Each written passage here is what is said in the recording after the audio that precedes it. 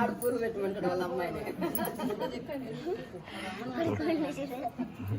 ఆయన మూడు చెక్క అమ్మకి అంటాడు, అమ్మకి వాళ్ళ పాపకు వాళ్ళ అమ్మకి అంటాడు.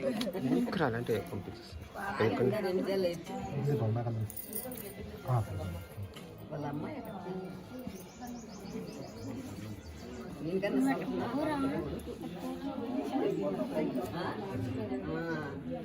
అట్లుండే వాళ్ళ మనుషులు అట్లుండేది, కోరుకొని వెళ్ళేది.